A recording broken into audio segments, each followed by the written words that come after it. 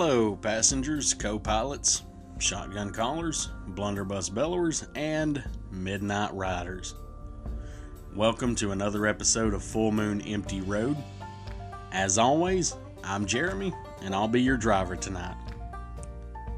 Hope everybody had a great week, and I hope you're ready for another road trip, and I hope you're staying warm since it decided to get cold again. We're staying in the South today. In fact, we're just going to be heading up the road a little to Birmingham, Alabama. Located at 32nd Street North, the site of Sloss Furnace. Sloss Furnace is a National Historic Landmark in Birmingham, Alabama. It operated as a pig iron producing blast furnace from 1882 to 1971.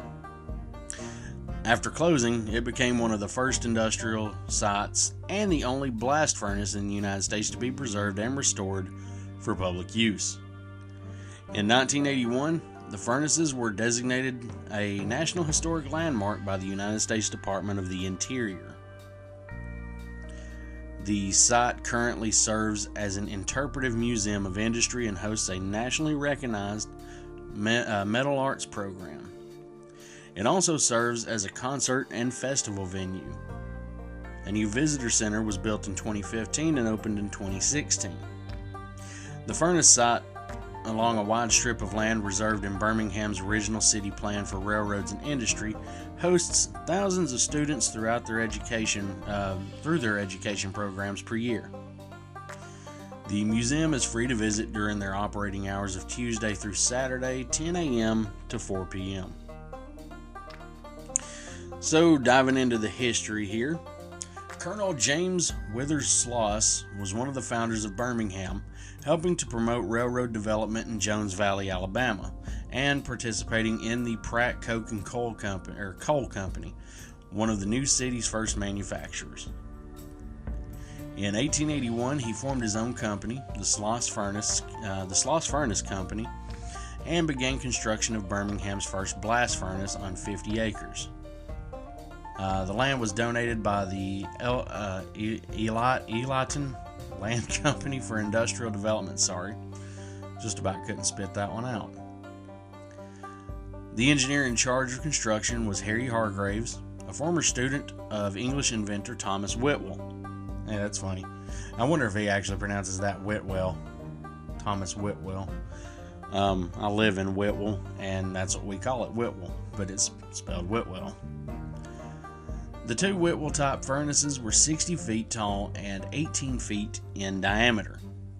The first blast was initiated in April of 1882. The facility produced 24,000 tons of high-quality iron during its first year of operation. Sloss Iron won a bronze medal at the Southern Exposition held in 1883 in Louisville, Kentucky.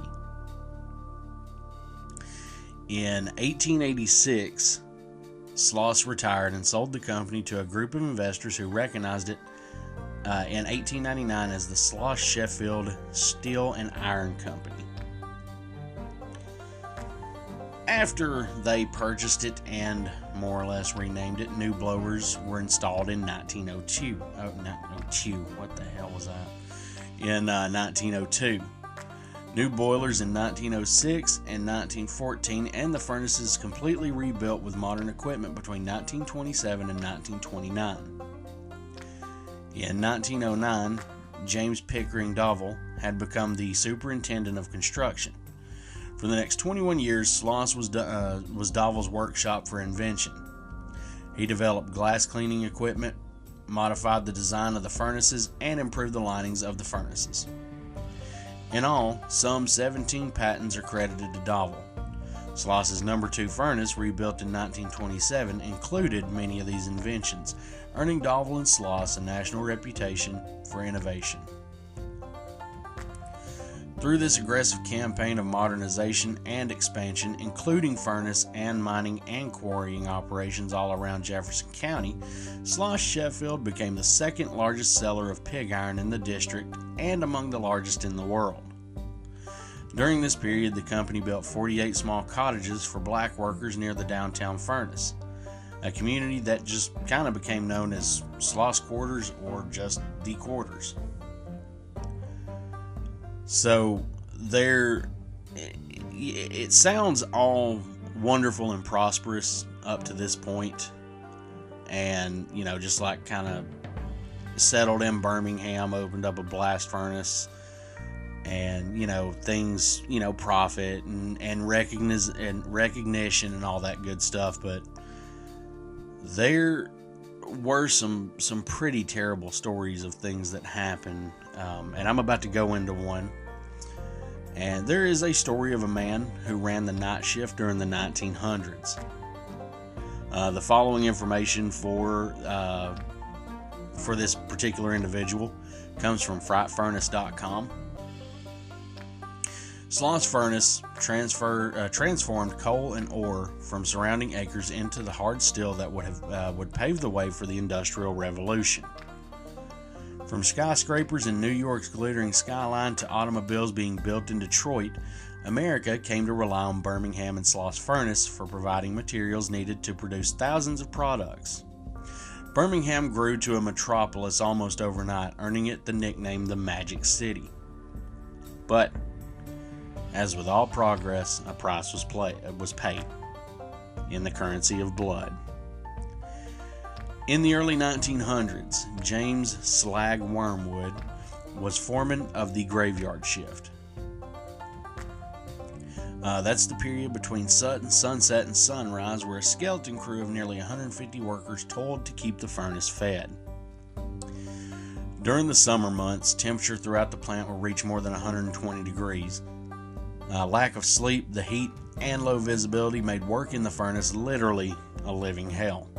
And only the poorest of workers, desperate for employment, would work it.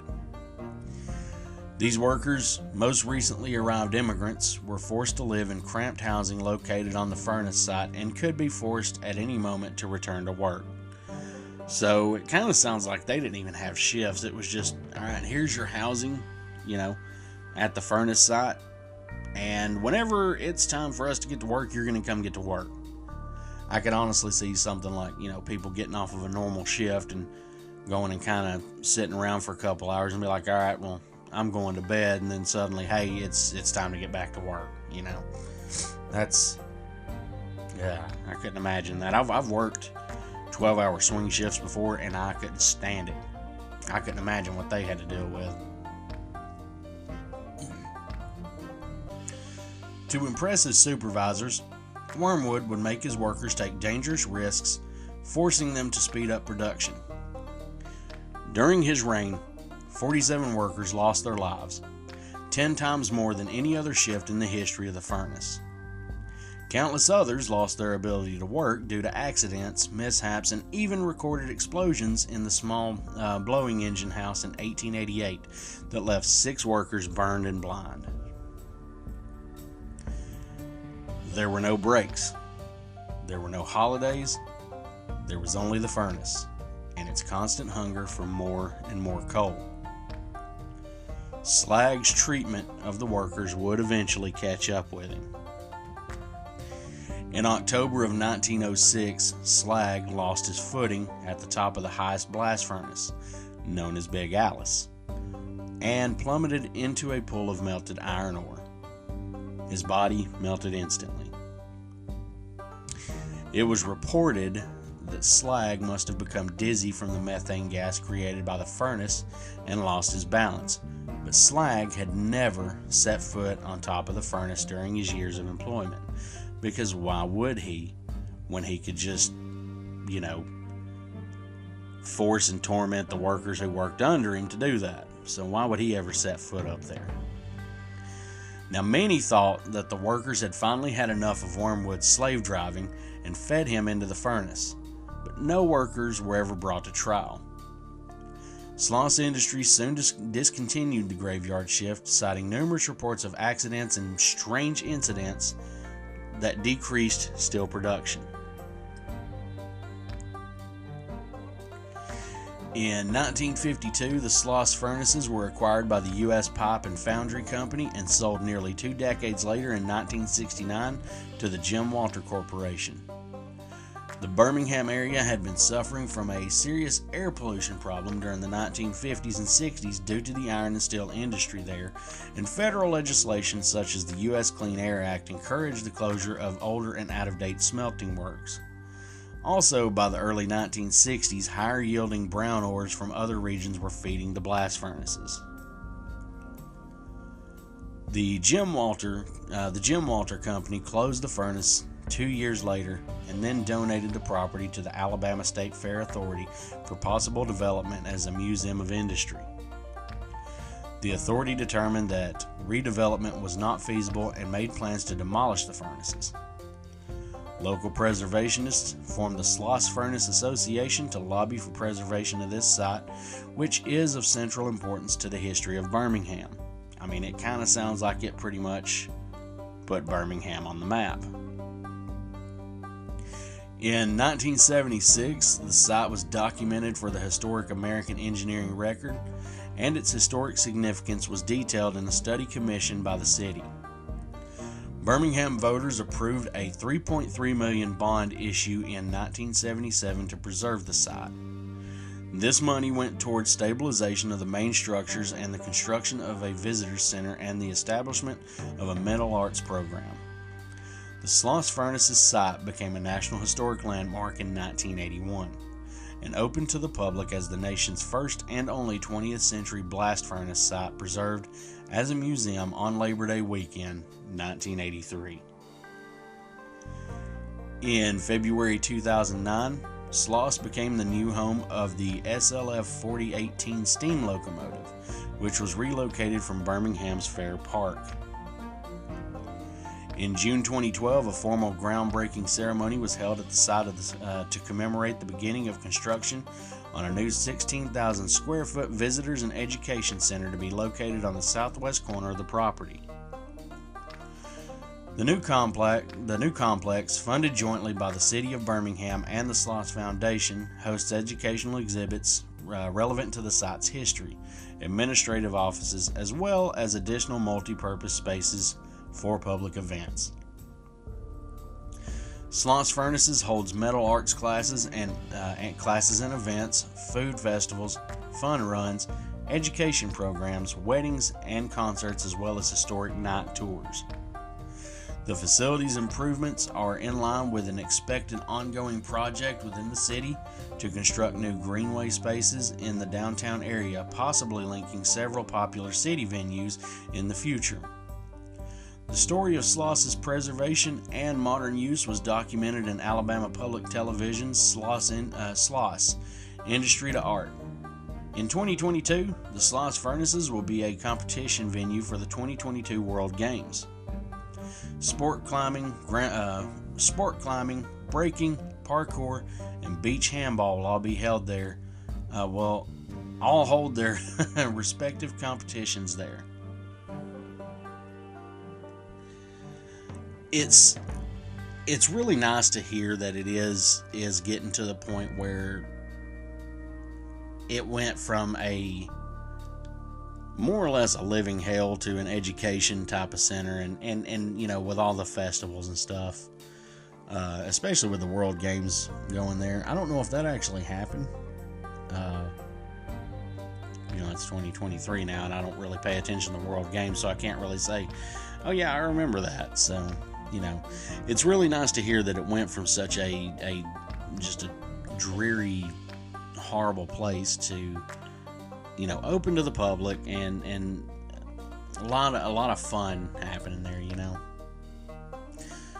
But back in the times when it was a furnace, so much death had taken place here, so much mistreatment, and because of this, paranormal investigators have named the site one of the top 100 places in the world for paranormal activity. Some say they've heard voices, the sound of footsteps, the clanging of heavy metal chains against the furnaces, rapidly dropping temperatures around certain areas, and some say they've seen shadowy or glowing figures following them in the dark. A few have even reported a gentle pushing or shoving by an unknown force. Many believe the shadowy figures are the spiritual remains of the men who once worked in the factory in the early days. The conditions for workers during that time were deplorable, and a number of laborers met their death at this site. Many people have reported hearing or seeing slag hanging around the furnaces at night, because of course he would, you know. It sounds like he died early, so he didn't have enough time to torment his workers. A couple of stories that are kind of attributed to slag are as follows. A night watchman in 1926 sustained injuries after being pushed from behind and told angrily in a deep voice to get back to work. The man, upon searching the grounds, could find no sign of any other living person. In 1947, 3 supervisors turned up missing. They were found unconscious and locked in the small boiler room in the southeast part of the plant, and none of the 3 could explain exactly what happened to them. All agreed that they were approached by a man whose skin appeared badly burned and who angrily shouted at them to push some steel. Probably the most horrifying tale occurred in 1971, when the night before the plant closed, Samuel Blumenthal, the Sloss night watchman, who was nostalgically taking a last look about, found himself face to face with the most frightening thing he had ever seen. He described it simply as evil and a half-man, half-demon who tried to push him up the stairs. When Blumenthal refused, the monster began to beat on him with his fists. Upon examination by Dr. Jack Barlow, Blumenthal was found covered with intense burns. He died before ever returning to Sloss Furnace. There have been dozens of reports of suspected paranormal activity at Sloss Furnaces recorded in Birmingham police records, from minor incidents such as steam whistles apparently blowing by themselves to major sightings and the rare physical assault.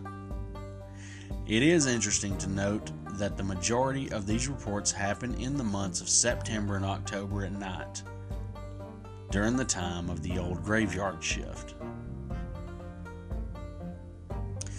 So, let me know what you think of Sloss Furnaces. I've actually had this one kind of in the back of my mind for a while, but I didn't. So let me just kind of give you a little background as to why I chose Sloss Furnaces. I'm going to plug a couple different YouTube channels today, and this isn't me clout chasing on either one of them, but I guess about 3 that I'm going to end up plugging here. So, one of the things that led to me wanting to do a podcast, mostly because I don't really understand video editing that well, and as I've said dozens of times in the past, I have a face made for radio. So a few weeks ago, we were watching at the newest YouTube video of Nuke's Top 5. That's mine and Anna's favorite YouTube channel by far. And one of the things I really like about that is we discovered other YouTube pages that we follow, because he will, feature a video from a different page. Anyway, one of the ones he did was a factory in Ohio that Chris from the channel Urbex Hill went to, and so we actually went to the Urbex Hill channel and wanted to check out some of his videos. He's got some really great stuff, really creepy stuff in some of the places he goes. So I basically spent a week to a week and a half trying to research that particular factory that he was at, trying to figure out, what it was, to kind of see what the history and the hauntings were behind the place, because the evidence he caught on camera was pretty damn compelling. But it was in Cleveland, Ohio, and there's tons of factories out there, and I couldn't pinpoint which one it was. And I was like, well, at some point I've got to get an episode out to everybody. So, I decided, well, this is one I've kind of kept on the back burner. So I wanted to say, let's go ahead and do Sloss Furnaces.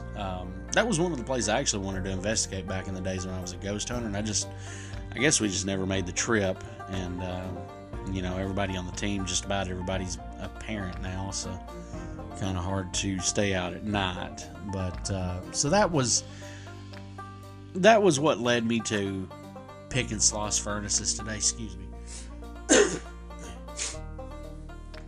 That was what led me to doing that, and so here we are, and I hope you do enjoy it. I've actually heard the slag story a few times, so kind of knew what I was walking into, but I wanted to kind of tell his story in my own words. Just the scumbag he apparently was. And I get it, things were different back then, so you're gonna drive people harder, but that guy just sounded like an awful human being. Anyway, thank you for checking out the episode today. Follow me on social media. FMER Podcast on Facebook, FMER Podcast on Instagram, Full Moon Empty RD on Twitter, and Full Moon Empty Road on TikTok. Go follow me there, tell your friends about it, and shoot me a, if you end up wanting to hear, if there's a place you want to hear about, you can reach out to me on either one of those social medias, or you can shoot me an email to fullmoonemptyroad@gmail.com. And so a minute ago I said I wanted to kind of spotlight a few different YouTube channels that I follow. Excuse me. And one of the ones I wanted to spotlight, so back, I can't remember if I started listening to them during COVID when I was working from home, or if I had started listening to them while I was still working in the office. But one of the things I like, one of my other hobbies aside from, telling you about creepy places and whatnot is college football. I'm born and raised in Tennessee, so I'm a diehard Tennessee Volunteers fan. And I wanted to find something to kind of cure the blues of the time between seasons. And so I ended up finding the Talking Vols Network on YouTube. And, one of their favorite things to say is for the fans, by the fans. And and like I say, this isn't me clout chasing. This isn't me trying to get more people. This is just me, because now Boogie with Talking Vols, Boogie's the face of the Talking Vols. He just recently said in a video that he was able to quit his main job and focus on doing this as his main job, doing his his YouTube channel. And he, when I started following them, he kind of became one of my inspirations to finally say, you know what, I want to try and do my own little podcast. Now, granted, it's not sports related, because as much as I love football, I don't think I could make enough content to talk about it. But Boogie, I do want to say congratulations, man. Like I say, I've been following for a couple years and really enjoy the content. I'm proud of you for getting to the point that you're at. He'll probably never hear this, but who knows. Like I say, though, I'm not clout chasing. It's just this is one of my inspirations, and I'm seeing his work pay off kind of says a lot for me, or to me rather. Also, another thing, I am looking at starting my own merch page soon. I'm mostly just trying to figure out what would be the best one to go through. If you are listening to this and you do have some recommendations, let me know. But I'm kind of wanting to start trying to branch out into my own merch and see how that goes. So, let me know. Let me know what you think. And if you've got any ideas of the type of merch to make, let me know as well. Thanks again for stopping in. And I hope you enjoyed today's episode. And let's go home.